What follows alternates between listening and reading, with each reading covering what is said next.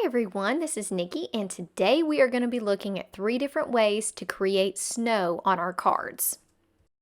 Okay, so for 2 of the backgrounds I did ink blending and I used the same colors, so I wanted to generally show you that.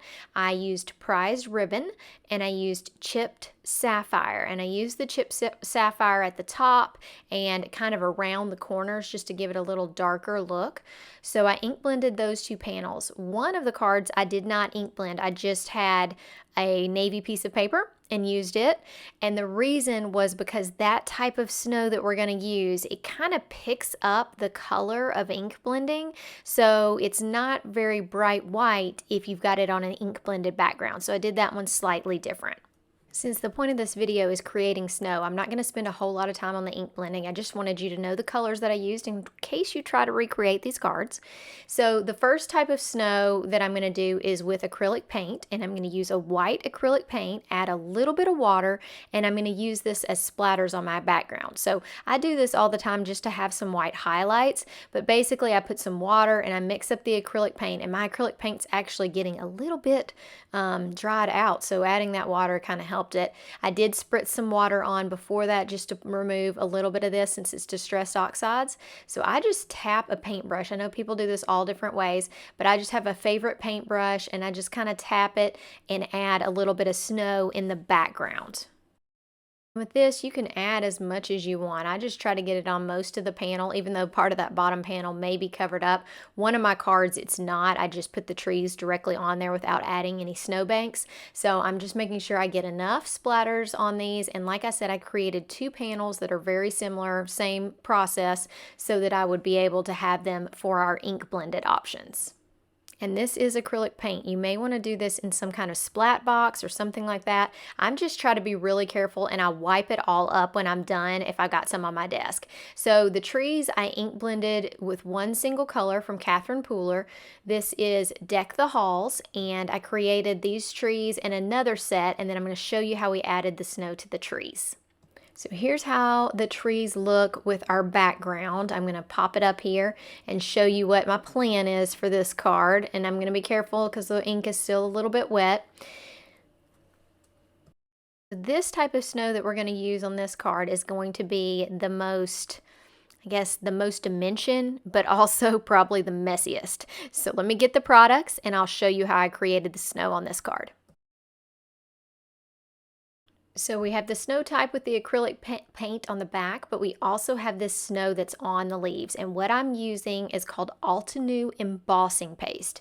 You could use other paste that you have. You could use a glitter one, but this one is a white, kind of flat, matte looking paste, and it just really looks great as snow. So it's a mess because you're trying to get it on these little pointed areas like there's snow on there. So I'm just using, I end up using my fingers some, I use this little metal thing some, but it is definitely effort to do it. So you got to want to have some big fluffy snow to do this, but it really looks amazing when it's done. So I do use my fingers, and it does wash off pretty easily. It takes a little while to dry, so it's nice and moldable. I tried using a scrap of cardstock that's really thick to see if that would work, and I ended up just realizing that my fingers do the best job. The palette knife does okay if you've got a thicker area. I do have a video on doing this on some letters that are much thicker than these little pointed areas, and so I'm able to use my palette knife on most of those areas. I probably still use my fingers a little bit,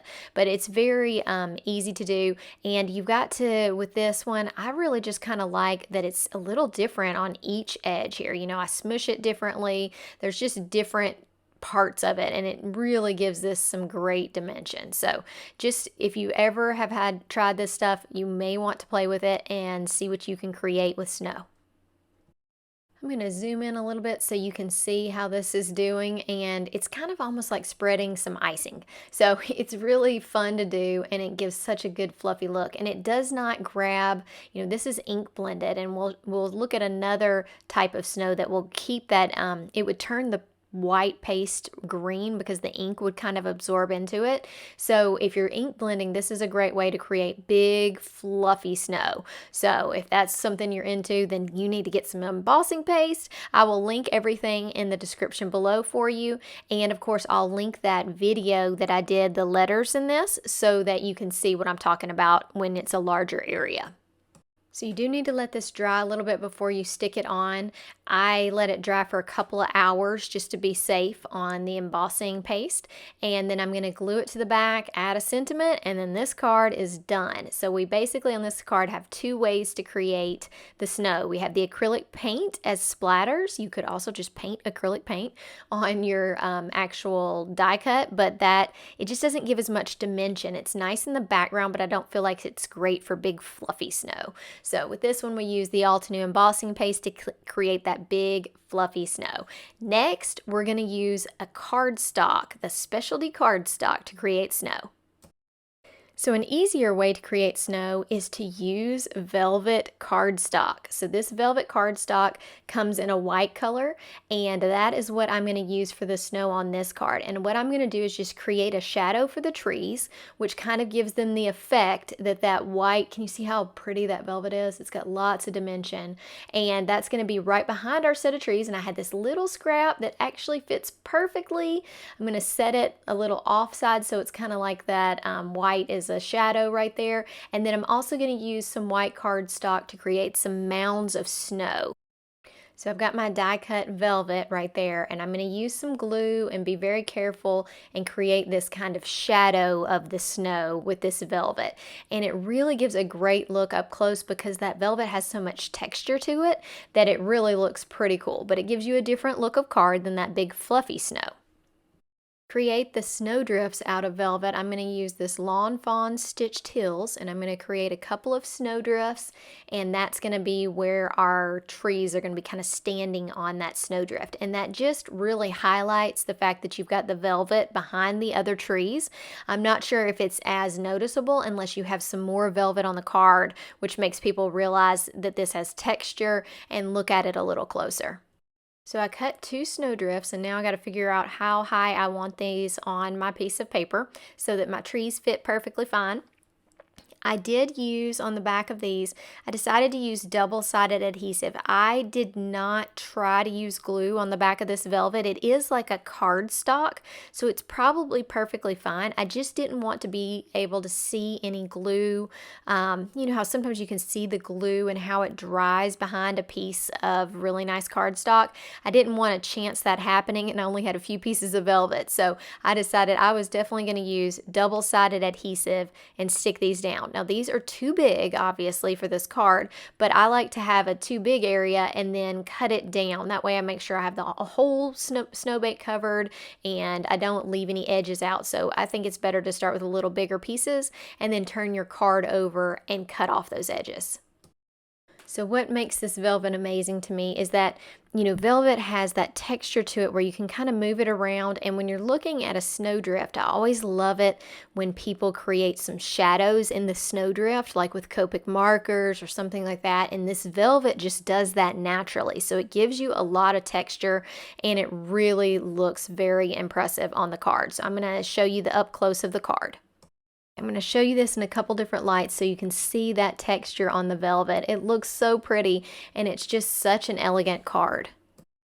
For this last card, we're going to use a snow marker. Super cool, but I'm going to use some cardstock because it does pick up ink. I did add a little bit of black soot around the edges of this card, and that seemed to be perfectly fine with my snow drops or my snowflakes that are falling from the sky. They were very small, so they didn't seem to pick up this black soot. But when I tried it on the trees, so with the green Distress Oxide, it was picking up the paint and it was turning the snow green. So I think if you have little areas of ink blending on a cardstock, it's going to be okay, or a small area you're doing the snow marker, it will be okay. But if you're doing a large area, you want to make sure that it's not something that can pick up color from that area. Okay, here's what we're using. It is called a snow marker. And this is sold at Simon Says Stamp and lots of other craft stores. It goes on wet. You definitely want to shake it. I spent some good time shaking it. It sounds like it has a little paintball in there. And then you apply it onto your cardstock. So I'm just going to draw generally on here where I want the snow to be. You could make this line as thick as you wanted to. The tip of this is kind of like a paint pen. And but what's magic about it is that when you heat it up, it becomes like a puffy paint. And so it's not super obvious when you're looking at it from a distance, but if you look at this card up close, you'll be able to tell that there's a raised area. And I do like the control that you have, so I can draw exactly where I want my snow versus when I'm using that embossing paste, a lot of times I'm just kind of going with it and doing what I want to. And other times you just want to keep control of your project and make sure that you don't mess it up. So this is a way if you want to make sure you know where the snow is going, and then this is probably an easier way with not quite as drastic of results, but still really impressive results.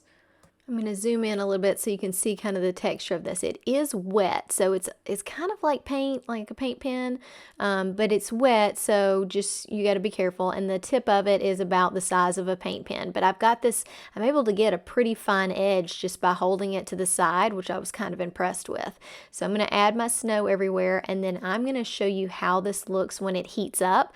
I tried to zoom this in so you could kind of see how much I was adding and the size of the lines a little bit better zoomed in. So let me get to the heat embossing part, or I guess the heating of the snow marker, and show you how cool it looks. So the first thing I noticed when I started heating it is that it turns even brighter white, which is really beautiful. And then it gets this puffy look to it. And I didn't overheat it. The more you heat it, kind of the puffier it gets, but it gets a little bit more messy with the lines because it's kind of fluffing up. So I heated it enough to get the puffy paint. I'm not sure, I should have tested it out just to see what would happen if you kept on heating it, if you really can overheat it or not. But let me show you in my hands. I'm going to kind of try to hold this as close to the camera as I can so that you'll be able to see how much dimension it has. Hopefully you can see that. It does puff up on the edges. I'm going to use that marker on the background to create snowflakes as well, and I think you can see it even better on the background, maybe because there's so much contrast. So I'll show you how I do that. Okay, so you're able to create really fine drops with this. So I just start making little dots all over the background. And I am so glad that I allowed myself to just kind of be free and do this, because in the normal situation, I might be worried I was going to misspace them or where they were going. And it ends up looking so cool. So make sure that you just give things a try. Sometimes I'm guilty of worrying that I'm going to mess the whole project up. And this really, I don't know if you could mess it up. If you have one big snowflake, no big deal, but it looks really cool. So I'm going to show you heating this up too, and you can see how those little dots start raising up. They're wider, and you see how that puffed up? Isn't that so cool? It just looks really good on the card. So I think that this was a really fun one. I really love this marker, highly recommend. And it's a little bit more controlled in where you're putting your snow when you've got this marker. Here's all that dimension. I just love it. It looks so good. And I think it's really hard to pick a favorite card from all these snow cards, but I really love this one. And I love how, I guess, it's just very sophisticated. I really love it. So let me pop up all the cards back here for you. If you are going shopping or just looking at products, and then especially in the new release for Simon Says Stamp, make sure you click on the links in my description. That makes a huge difference to me and does not cost you anything. I hope you enjoyed this video, and make sure you hit the like and subscribe button and come back and see more soon. Have a great day, guys. Bye.